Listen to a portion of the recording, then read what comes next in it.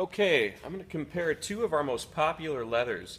The two leathers today are Horween Chrome XL and Horween Dublin. These are two leathers that we use to make a lot of our most popular accessories like wallets, money clip wallets, and also briefcases.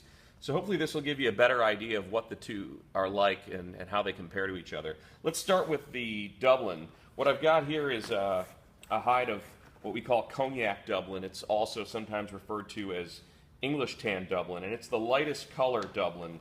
But Dublin is a veg tan leather, which results in a little bit of a firmer feel than Chrome XL. And this lighter cognac color shows more of the character of the animal. You can see a lot of the fat wrinkles and scars from the animal. It reminds me of an old saddle tan American leather from years ago. But it's got this firmer feel. It's also got the famous Horween pull-up. So when you bend it or pull up from the bottom, you can see that the oils will rise to the surface, and then you can rub that back down and darken it back up.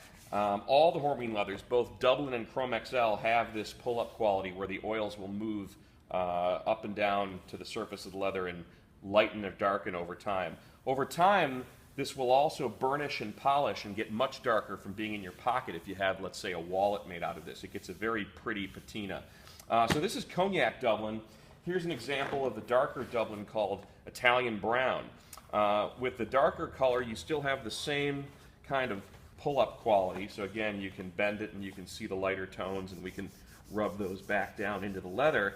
And you can still see some of the rustic character of the animal, some of the fat wrinkles and things, but because it's a darker aniline dye, you won't see into the skin as readily as you will with the lighter cognac color. So if you like something that's very sort of natural and very raw, the Cognac Dublin is recommended. If you like something that has the same veg tan firmer feel and some rustic character and a little bit more of what these have, which is kind of a satin to matte finish. They're not as glossy as Chrome XL. Then something like the darker Italian Brown Dublin will still have some character, but it'll be a little less so with the darker dye. Now if we compare those to Chrome XL leathers, Chrome XL is primarily a chromium tan leather, and it has a little bit more of a glossy, semi-gloss finish. Here's the lightest color, which is called Natural. This is Natural Beaufort. And it also has the characteristic Horween pull-up. So again, we can bend it and we can see the oils rise to the surface here. It's an oilier leather, so besides being a very smooth semi-gloss finish, it also oozes out a little bit of the oils. It sort of sweats oils. So it's a very oily, softer wax, whereas the Dublin leathers are a little bit drier with a harder wax. So if you like softer leather, if you like things a little more glossy, you might go with the Chrome XL. If you like things a little firmer and a little bit less glossy, you might go with the Dublin. But the Natural Beaufort here is the lightest color. It's kind of a light brown with undertones that are more beige and kind of taupey. Again, a little bit lighter means you can see more of the scars and more of the fat wrinkles and more of the character in the animal. If we compare that to some of the darker colors, here's the burgundy, which is a very pretty dark color. This is called color number 8. It's something Horween is famous for.